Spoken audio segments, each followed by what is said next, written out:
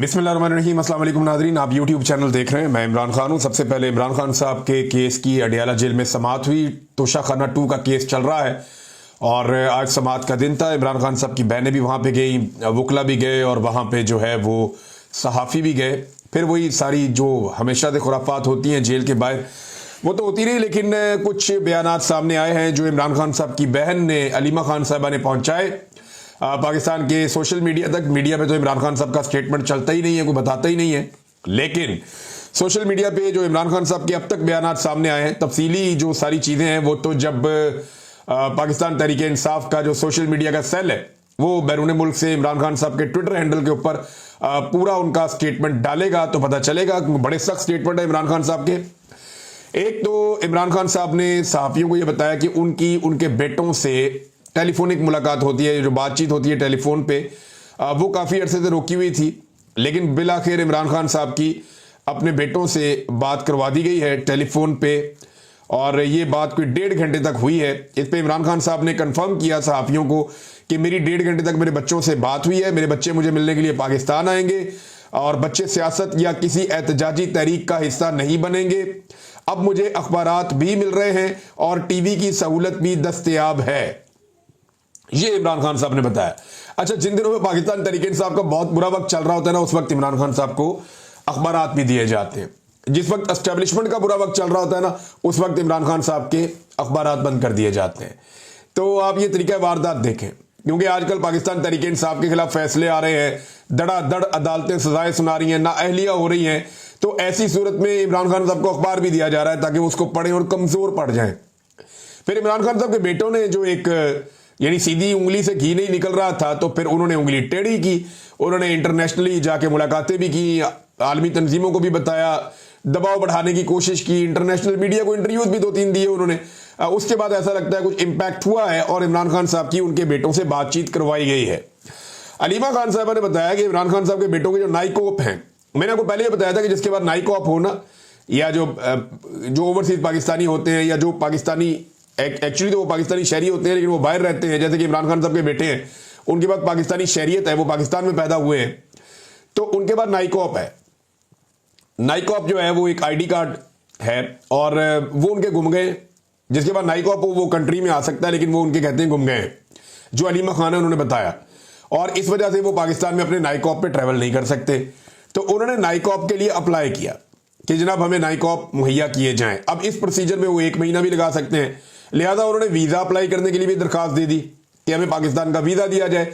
Visa 1 घंटे में दिया जा सकता है और वो अभी तक नहीं दिया गया। इसमें जनाब अलीमा खानम ने कहा कि वहां जो जमामा की फैमिली है, उनकी कोई सेक्रेटरी है या कोई खातून है, वो जाएंगी और जाकर पाकिस्तानी एम्बेसी से मुलाकात करके पूछेंगी कि उनके जो बच्चे हैं जमामा के, उन्हें पाकिस्तान का वीजा क्यों नहीं मिल रहा। तो ये मंडे वाले दिन वो कह रहे हैं जी प्रोसीजर अब आगे बढ़ाएंगे। अब अलीमा खान साहबा ने क्या बताया कि इमरान खान साहब ने क्या कहा। उन्होंने कहा कि आसिम मुनीर ने अपने इक्तदार के लिए पाकिस्तान के इदारों को तबाह कर दिया है। 26वीं आईनी तरमीम के जरिए अदलिया को हुकूमती इदारा बना दिया गया है। इलेक्शन चोरी करके चोर मुसल्लत कर रहे हैं, ये इमरान खान साहब ने कहा। फिर इमरान खान साहब ने कहा कि पाकिस्तान के इदारों की 77 साल डेवलपमेंट को अपने इक्तदार की खातिर तबाह कर दिया गया है। पहले मैंडेट चोरी करवाकर चोरों को पाकिस्तान पर मुसल्लत कर दिया, मीडिया का गला दबा दिया, जुडिशरी को 26वीं तरमीम के जरिए हुकूमती इदारा बना दिया। जजेस वही सजाएं दे रहे हैं जो उनके हाथ में पकड़ाई जाती हैं। उन्होंने तहरीक के हवाले से 5 अगस्त के बाद 14 अगस्त को भी बहुत अहम करार दे दिया इमरान खान साहब ने, क्योंकि अब पाकिस्तान की आज़ादी और इदारों की बहाली के लिए खड़े हैं और तहरीक में भरपूर शिरकत करने से ही आज़ादी मिलेगी।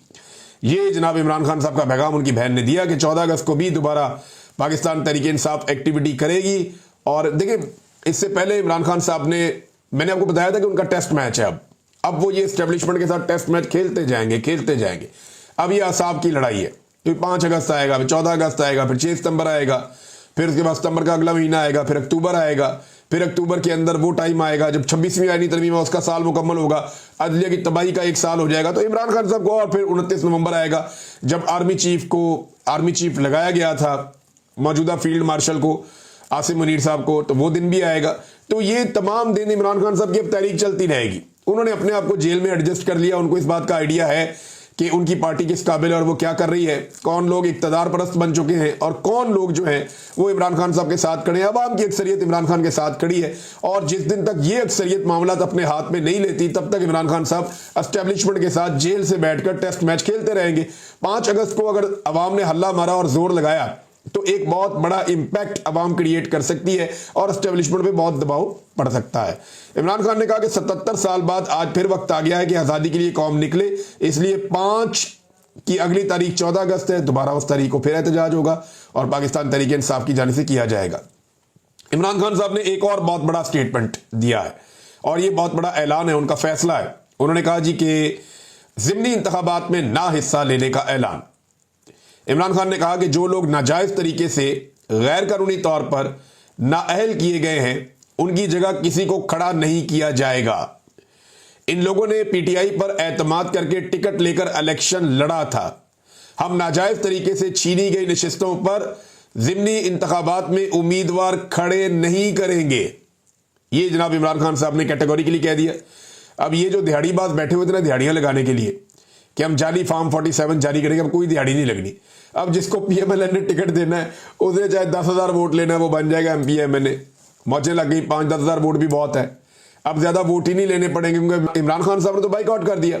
वो तो ये कह रहे हैं कि ज़िमनी इंतखाबात हम लड़ेंगे ही नहीं। भाई इंतखाबात लड़ने क्या है, जितना मर्जी आप वोट ले लें। आपने अभी देखा जो हुआ सियालकोट में, इससे पहले जो ज़िमनी इंतखाबात हुए वो भी आपने देख लिए। जो गिलानी खानदान ने ज़िमनी इंतखाबात के साथ किया वो भी आपने देख लिया। भाई जिन लोगों को 20-25 हज़ार वोट नहीं पड़ रहा है 1 लाख के मुकाबले में, वो इलेक्शन जीत जाते हैं। जाली फॉर्म 47 तो पहले जारी किए जाते थे, अब जाली फॉर्म 45 भी जारी कर दिए जाते हैं। ऐसी 2 नंबरी पाकिस्तान में की जा रही है कि इससे पहले हमने कभी देखी नहीं थी। तो इमरान खान साहब ने कहा दफा करें फिर, अगर तुम्हें ऐसा जुल्म करना है और ये सीटें ऐसे हमसे छीननी है तो हम ज़िमनी इंतखाबात में हिस्सा ही नहीं लेते। अब ये उन्होंने फैसला किया है, सोच समझ के उन्होंने फैसला किया होगा। और इलेक्शन का बाइकआउट करना या ज़िमनी इलेक्शन का बाइकआउट करना ये कोई छोटी बात नहीं होती है, बड़ी बात होती है। लेकिन एस्टेब्लिशमेंट इमरान खान साहब को बार बार हरा कर ये साबित करना चाहती है कि शायद उनकी मकबूलियत कम हो रही है। तो इमरान खान साहब इसका बाइकआउट करके एस्टेब्लिशमेंट का ये हथकंडा भी छीन लेंगे। और जिन लोगों ने दिहाड़ियां लगानी थी, जैसा कि जावेद लतीफ साहब ने बताया कि एजेंसियों के लोगों ने पैसा पकड़ा और फॉर्म 47 उन्हें दिए जिनसे पैसा पकड़ा गया। जावेद लतीफ साहब ने ये इल्जाम लगाया था, पीएमएलएन के नवाज शरीफ साहब के करीबी साथी है। अब मामला यह है कि दिहाड़ी कैसे लगाएंगे, मद्दे मुकाबले नहीं है। जब इमरान खान साहब ने उम्मीदवारी खड़ा नहीं करना तो फिर आप दिहाड़ी कैसे लगा सकते हैं? वो दिहाड़ी अब लगनी नहीं है। लोगों ने बड़े बड़े पैसे बनाए, बड़े लोग अरबपति हो गए इस सारे गोरख धंधे में जो पाकिस्तान के साथ किया गया गुज़िश्ता 3 साल में। तो इमरान खान ने कहा कि जनाब नाजायज तरीके से ये आए हुए हैं तो नाजायज तरीके से छीनी गई नशिस्तों पर ज़िमनी इंतखाबात में उम्मीदवार खड़े नहीं करेंगे। ये इमरान खान साहब का फैसला है। और आसिफ मुनीर ने अपने इक़्तिदार के लिए सारे इदारों को तबाह कर दिया, मैंडेट चोरी करवाया और उसके बाद मीडिया का गला दबा दिया। ये भी इमरान खान साहब ने कहा। फिर इमरान खान साहब ने अली अमीन गंडापुर साहब के लिए एक पैगाम भेजा। इमरान खान ने गंडापुर को कहा कि खैबर पख्तूनख्वा में जो ऑपरेशन हो रहा है वो नहीं होना चाहिए, फौज को अपने लोगों के सामने खड़ा ना किया जाए। इसके अलावा एक और सख्त पैगाम है जो फिर सहाफ़ियों ने रिपोर्ट किया जेल से। वो बता रहे हैं अडियाला जेल के बाहर से कि अली अमीन गंडापुर अगर ऑपरेशन नहीं रुकवा सकता तो इस्तीफा दे दे। ये बहुत बड़ी खबर है और बड़ी सख्त खबर है कि अली अमीन गंडापुर अगर खैबर पख्तूनख्वा में ऑपरेशन नहीं रुकवा सकता तो इस्तीफा दे दे। अब गंडापुर की पोजीशन बड़ी अजीब है। उन्होंने एक दिन सख्त बयान दे दिया और बड़ा सख्त बयान दे दिया, लेकिन उसके बाद उन्हें अपने उस बयान से पीछे हटना पड़ा। हमने देखा उनका दूसरा स्टेटमेंट बिल्कुल नरम था। जब उनसे एस्टेब्लिशमेंट के लोगों ने उनसे रब्ता किया तो उसके बाद उनका स्टेटमेंट बहुत नरम हो गया। लेकिन जो उनका सख्त स्टेटमेंट था वो उठा के इंडिया ने फैटफ में जमा करवा दिया। और अली अमीन गंडापुर साहब ने बजाय कि उसके ऊपर वजाहत करते, उन्होंने ये कहा कि मेरे बयान को सियाको सबाक से हटाया गया और इंडिया के ऊपर अटैक कर दिया। और अली अमीन गंडापुर जो इमरान खान को नहीं छुड़ा पा रहे पिछले 1.5 साल से, वो इक्तदार में है, इसके बावजूद नहीं छुड़वा पा रहे। 2 साल से इमरान खान साहब अंदर हैं, गंडापुर इमरान खान को नहीं छुड़वा पा रहे, लेकिन वो कह रहे हैं जी मैं कश्मीर को आज़ाद करवाऊंगा अब। और उसके लिए उन्होंने कहा जी हम पख्तून जाएंगे और जाकर कश्मीर को आज़ाद करवा लेंगे। पहले इमरान खान साहब को आज़ाद करवा लें पाकिस्तान की एस्टेब्लिशमेंट से, बाकी काम आप बाद में कर लीजिएगा। लेकिन अली अमीन गंडापुर साहब को इमरान खान साहब ने कहा कि अगर ऑपरेशन नहीं रुकवा सकता तो इस्तीफा दे दे। ये बड़ा सख्त स्टेटमेंट है इमरान खान साहब का। अब गंडापुर साहब को सोचना पड़ेगा करना क्या है। इसमें एक और भी नादरीन चीज रिपोर्ट हो रही है और वो ड्रोन हमला रिपोर्ट हुआ है लकी मरवत में। अब मुतजाद इतलात आ रही हैं। मैंने राब्ता करने की कोशिश की है, चंद सहाफ़ियों से मेरी बात हुई जो लकी मरवत में हैं, उन तक मेरी अभी एक्सेस नहीं है। तो टेलीफोन का भी मसला है, लोग डिस्प्लेस भी हुए हैं, जगह छोड़ी हुई है, अपने घरों से भी लोग नकल मकानी कर गए हैं बहुत सारे। तो ये जो ड्रोन हमला हुआ लकी मरवत में, ये 2 ड्रोन हमले रिपोर्ट हो रहे हैं। कुछ लोग कह रहे हैं 2 ड्रोन हमले हुए। एक शख्स ने मुझे बताया कि 1 ड्रोन हमला हुआ और 1 मार्टर गोला जो है वो फटा है। अब कंफर्म क्या है ये पता नहीं चल रहा, लेकिन 5 से 7 बच्चों की शहादत की इत्ला आ रही है। ये छोटे मासूम बच्चे हैं जो शहीद हुए हैं और 12 के करीब बच्चे और शहरी जो हैं वो इसमें जख्मी हुए हैं। ये इंतहाई अफसोसनाक वाकया है और सोशल मीडिया पे एक FIR भी गर्दिश कर रही है, जिसके बारे में पाकिस्तान तहरीक इंसाफ के लोग ये क्लेम कर रहे हैं। आमना भुट्टा साहिबा और 1-2 और लोग हैं, इमरान लालिका साहब है, उन्होंने भी, और कुछ और लोगों ने ये FIR जो है वो सोशल मीडिया पे लगाई और ये क्लेम किया कि ये ड्रोन हमले के खिलाफ। मैं तो वो पढ़ नहीं पा रहा, बहुत ही बारीक लिखा हुआ है, समझ नहीं आ रही, लेकिन मैं कंफर्मेशन ले लूंगा, नेक्स्ट वीलॉग में आपको बताऊंगा। लेकिन ये दावा किया जा रहा है कि ये खैबर पख्तूनख्वा की हुकूमत की जानिब से लकी मरवत में ड्रोन हमले के खिलाफ ये FIR दर्ज की गई है। और अगर ये FIR दर्ज की गई है तो ये अपनी नौयत की पाकिस्तान में पहली FIR होगी जो ड्रोन हमले के बाद दर्ज की गई होगी, क्योंकि इससे पहले कभी भी ड्रोन हमले पे FIR नहीं हुई। और ये बच्चे मासूम अगर आप देखें छोटे, तो ये किस तरह शहीद हो जाते हैं। यानी ये बच्चे तो दहशतगर्द नहीं है, इन्होंने तो कभी दहशतगर्दी की भी नहीं, ना इनका दहशतगर्दी से कोई ताल्लुक है, ना ये कोई दहशतगर्दी से इनका लेना देना है। तो ये बच्चे कैसे शहीद हो जाते हैं ड्रोन हमलों के अंदर, मार्टर गोले बच्चों पे जाकर कैसे फट जाते हैं। ये बार बार इस तरह के इंसिडेंट हो रहे हैं और इस तरह के वाकयात से नफरत बढ़ती है। बाजोड़ में जो कुछ हुआ, जो पब्लिक का रद्द-ए-अमल आया और फिर पाकिस्तान की मिलिट्री एस्टेब्लिशमेंट की गलत पॉलिसियों की वजह से फौज के खिलाफ भी नारे लग गए और एक नफरत की फिजा बन गई, जो अली अमीन गंडापुर साहब ने बताई भी कि वो क्यों बनी और लोग क्यों नफरत करते हैं। तो अब मामला यह है कि बच्चों की शहादत से नफरत ही पैदा होगी ना। जिन लोगों के बच्चे शहीद हो जाएंगे, वो पूरा इलाका वो आपके बारे में क्या सोचेगा। तो लगातार इस तरह के इंसिडेंट हो रहे हैं, एक FIR भी रिपोर्ट हो रही है। ये वाकये को यहां रोक लेते हैं, अगले वीलॉग में इसकी तफसीलात आएंगी, मैं आपके साथ शेयर करूंगा। डॉक्टर असरार साहब हैं, इन्होंने खैबर पख्तूनख्वा की असेंबली में एक बड़ा अहम नुक्ता उठाया। उन्होंने कहा जी बंदूकें लेके, कलाशनकोफे लेके रात के वक्त कोई शख्स किसी घर में आ जाता है और आके कहता है खाना खिलाओ। अब ये दहशतगर्द के बारे में बात कर रहे हैं, तो वो घर वाले उससे कैसे लड़े। भाई मुसल्ला होके लोग आ जाते हैं किसी घर में या किसी हुजरे में घुस जाते हैं और कहते हैं हमें खाना खिलाओ, तो वो लोगों को खाना खिलाना पड़ता है। मुसल्ला अफराद को आप कैसे जबरदस्ती उनके साथ जंग तो नहीं कर सकते शहरी। अच्छा, ये उन्हें खाना खिलाते हैं, अगले दिन जनाब वो दूसरी पार्टी आ जाती है, इदारे वाले आके उस बंदे से पूछते हैं कि तुमने इस बंदे को खाना क्यों खिलाया। इनका गुनाह ये होता है कि उनसे जबरदस्ती खाना खा लिया जाता है। अब ये इस तरह की चीजें भी होती हैं, वो ये वाले एक पॉइंट ऑफ व्यू है वो भी सामने रख रहे हैं। लेकिन एक तकरीर जो बड़ी सख्त है वो सुहेल अफरीदी साहब ने की है।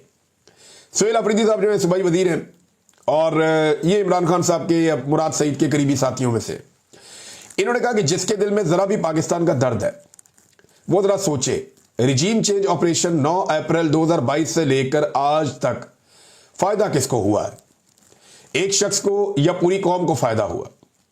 अपने दिल में सोचें, मस्जिद में बैठकर सोचें कि पाकिस्तान में जो कुछ हो रहा है उसका फायदा एक शख्स को हो रहा है या पूरे पाकिस्तान को हो रहा है।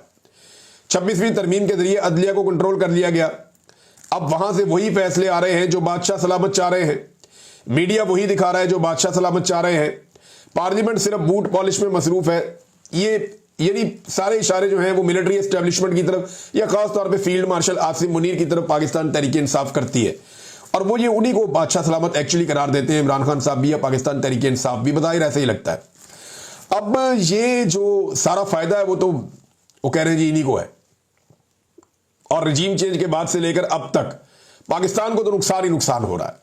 पाकिस्तान को तो टक्के का फायदा नहीं हुआ, ना मईशत पाकिस्तान की खड़ी हुई, ना कोई अच्छा फैसला हुआ, ना आलमी सतह पे, ना इंटरनेशनली, ना नेशनली, ना दाखिली मामला, कोई भी चीज पाकिस्तान की सीधी नहीं हो रही। दहशतगर्दी ने पाकिस्तान का बेड़ा गर्क करके रख दिया और मईशत का इस सारे करप्ट टोले ने आके बेड़ा गर्क करके रख दिया।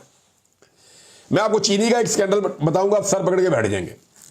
चीनी स्कैंडल के अंदर ये जो चीनी की कीमत है ना, इस हवाले से एक खबर है मेरे पास और वो खबर ये कहती है कि चीनी को इंपोर्ट करने के लिए जो बाहर से अब चीनी मंगवानी है उसके लिए बोलियां मांगी जाती है ना कि बोलियां दें मुख्तलिफ कंपनियां।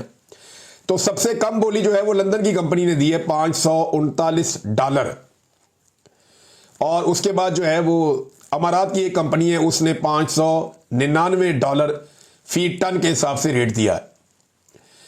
अब अगर ये कम बोली वाली भी आप चीनी ले लेते हैं ना, तो मार्केट में चीनी की जो कम से कम कीमत आएगी वो आएगी 227 रुपए फी किलो तक 2-2.5 महीने के बाद। ये इन्होंने पाकिस्तान के साथ किया। 80 रुपए किलो चीनी जो है वो बहुत महंगी थी, और ये जो 227 या 230 रुपए बेचेंगे वो बहुत सस्ती होगी। कैसे ये बेशरम लोग हैं। ये पहले चीनी को 250-250 तक पहुंचाएंगे और उसके बाद उसको वापस 150 से 250 के बीच में लाकर ये क्लेम करेंगे, 150 से 200 के बीच में लाकर, जनाब हमने चीनी सस्ती कर दी है, देखिए हम कौम का कितना दर्द है हमारे अंदर। ये ऐसे करेंगे क्योंकि उस वक्त जो पाकिस्तान के अंदर चीनी है वो आ जाएगी, किसान को ये अच्छी तरह निचोड़ेंगे, क्योंकि चीनी उस वक्त पाकिस्तान में पहुंच रही है जिस वक्त किसान का गन्ना तैयार हो रहा है, और उस बुनियाद पर ये किसान से गन्ना सस्ते दामों खरीदेंगे, ब्लैकमेल करेंगे उसको। किसान से उसका गन्ना छीन कर ये सस्ते दामों में चीनी बनाएंगे, उस पर फिर मुनाफा कमाएंगे। ये एक्सपोर्ट करने वाले भी मुजरिम है, इंपोर्ट करने वाले भी मुजरिम है। और आज कौम की जेब के ऊपर जो डाका मारा जा रहा है इमरान खान साहब के दौर के बाद से लेकर अब तक, वो लगभग 125 से 150 रुपए के बीच में, और 170 रुपए लीटर। तो वो जो खाने का तेल आप इस्तेमाल करते हैं उसके अंदर भी डाका मारा जा रहा है। तो नाज़रीन ये है सूरत हाल। मारंग बलोच साहबा को अदालत में पेश किया गया, और मारंग बलोच साहबा के मैं विजुअल देख रहा था। जब वो अदालत में आई तो बड़ी बहादुरी के साथ वो डट कर खड़ी है, और उनकी बॉडी लैंग्वेज बहुत पॉजिटिव है, एक अग्रेशन है उनके अंदर, लेकिन वो रियासत के सामने झुकने को तैयार नहीं है।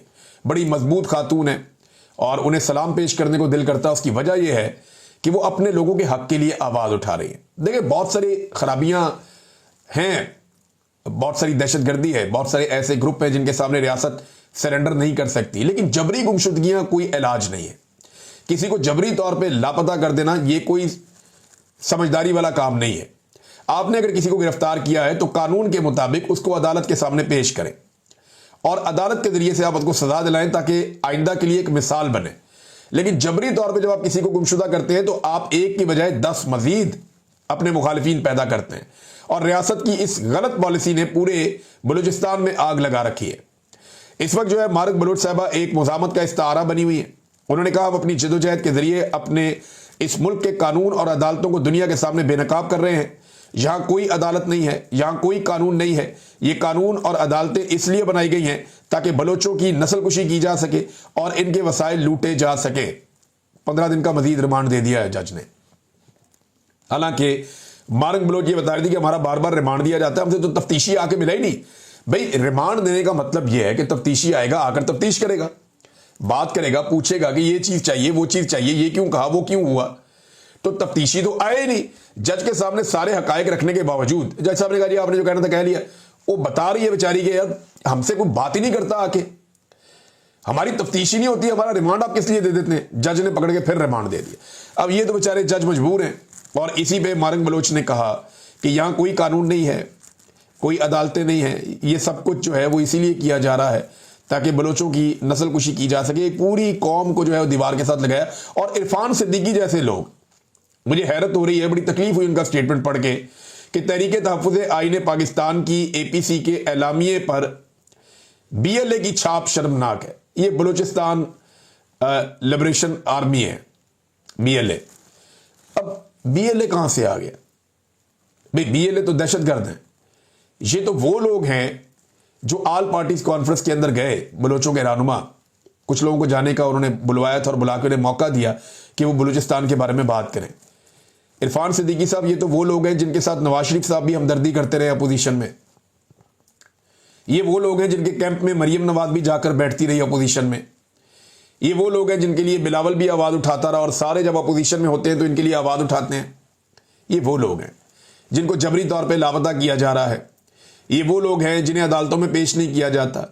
ये वो लोग हैं जिनकी माओ बहनों और बेटियों की इज्जत नहीं की जाती, उन्हें गिरफ्तार कर लिया जाता है, उन्हें तकलीफ दी जाती है। ये वो लोग हैं। आप इन्हें BLA कैसे कह सकते हैं, दहशतगर्द कैसे कह सकते हैं? अगर आप इसमें तमीज नहीं कर सकते कि दहशतगर्द कौन है और जमहूरियत पसंद कौन है और इंसानी हकूक के लिए आवाज उठाने वाला कौन है, तो फिर आपकी दानिशवरी कहां गई? माजी में आप इन लोगों के साथ खड़े थे और आज आपको ये लोग दहशतगर्द लगते हैं। ये इंतहाई अफसोसनाक सूरत हाल है कि एक शख्स का जो कलम है वो सिर्फ सियासतदानों के इक्तदार की शलवार में नारे डालने की काम आएगा और कोई काम नहीं करेगा। यानी जब नवाज शरीफ की शलवार में इक़्तिदार का नारा डालना हो तो आप अपने कलम को इस्तेमाल करते हैं, और जब नवाज शरीफ साहब जो है वो इक़्तिदार से निकाल दिए जाए तो फिर आप कलम उठा के इनकलाबी बन जाते हैं कि मेरे हाथ में कलम है। ऐसे नहीं होता, ऐसे नहीं होता। आप ज्यादती कर रहे हैं और ये ज्यादती आपको नहीं करनी चाहिए। नाज़रीन और खबरें हैं लेकिन नेक्स्ट वीलॉग में। अब तक के लिए इतना ही। अपना ख्याल रखिएगा, अपने इस चैनल का भी। अल्लाह हाफ़िज़।